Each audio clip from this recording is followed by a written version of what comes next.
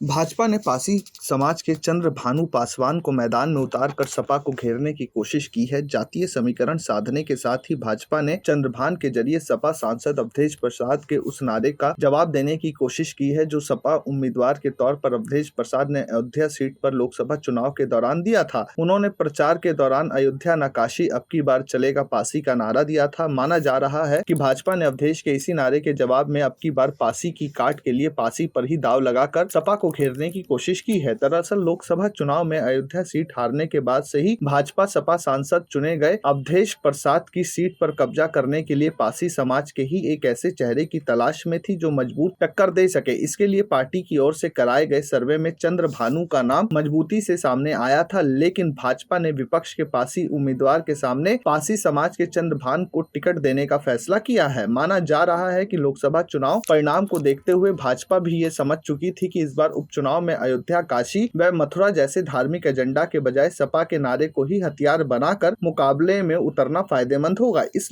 लिहाज से ही भाजपा ने भी पासी की काट के लिए पासी समाज से ही उम्मीदवार देने का फैसला किया है। मिल्कीपुर सीट पर दलित मतदाता ही निर्णायक भूमिका निभाते रहे हैं, उसमें भी पासी समाज की संख्या सबसे अधिक है। यही वजह है कि पिछले कई चुनाव से सपा ने पासी समाज के ही पुराने और वरिष्ठ अवधेश प्रसाद पर दाव लगाकर सफल होती रही है। चुनावी इतिहास के आंकड़ों पर नजर डाले तो 1991 से अब तक के सभी चुनावों में इसी सीट पर भाजपा को सिर्फ दो ही बार जीत मिली, यानी सियासी तौर पर इस सीट को सपा का ही गढ़ माना जाता है। सूत्रों की माने तो भाजपा ने इस बार रणनीति बदलते हुए एक ऐसे प्रत्याशी की तलाश में जुटा था जिसकी छवि निर्विवाद और बुजुर्ग सपा नेता अवधेश प्रसाद के मुकाबले दलित समाज के युवा वर्ग के में अच्छा प्रभाव छोड़ सके। ये भी माना जा रहा है कि पुराने नेताओं की बजाय भाजपा ने एक युवा को मैदान में उतारकर दलित समाज के युवा वर्ग को साधने की भी कोशिश की। चूंकि लोकसभा चुनाव से ही भाजपा सपा सांसद अवधेश प्रसाद की उम्र को लेकर सियासी तीर चलाती रही है, इसलिए भाजपा ने अपने उम्र दराज नेताओं की दावेदारी को किनारे करके चंद्रभान को तरजीह दी है। कहा जा रहा है कि चंद्रभान का युवाओं वर्ग पर अच्छा प्रभाव है। वे लगातार 2 साल से युवाओं के बीच काम भी कर रहे हैं, इसलिए उपचुनाव में दलित युवाओं को साधने में मदद मिलेगी। अयोध्या में के चौतरफा विकास के बाद भी लोकसभा सीट हारने से भाजपा के लिए अहम बनी इस सीट को जीतने में भाजपा को कई चुनौतियों का भी सामना करना पड़ेगा। माना जा रहा है कि इस चुनाव में भी भाजपा को जहां संविधान बदलने और आरक्षण खत्म करने जैसे विपक्षी तुक्का पर स्थिति साफ करनी होगी, वहीं टिकट न मिलने से नाराज अपने ही लोगों के भीतर घात से निजात पाना बड़ी चुनौती होगी। हालांकि प्रमुख दावेदारों में शामिल रहे पूर्व विधायक गोरखनाथ बाबा ने पार्टी के फैसले का समर्थन तो किया है, लेकिन ये भी कहा है कि प्रभु श्री राम भी राजगद्दी गंवाने के बाद जब वन की तरफ जा रहे थे तब मुस्कुरा रहे थे, अब हम भी उन्हीं की दिखाई राह पर चलेंगे। उनके इस बयान के भी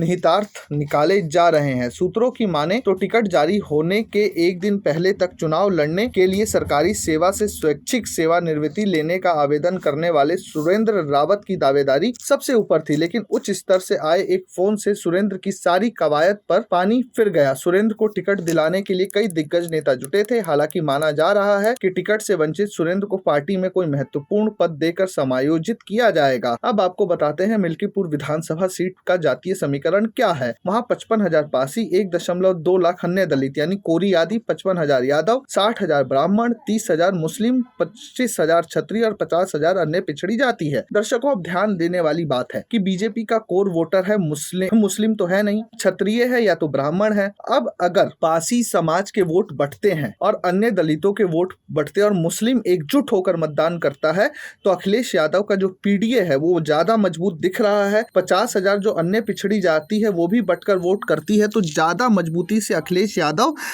योगी या भाजपा के इस पासी वर्सेस पासी में पॉलिटिकल माइलेज और पॉलिटिकल वोकओवर ले सकते हैं। Bureau report, प्रजाहित।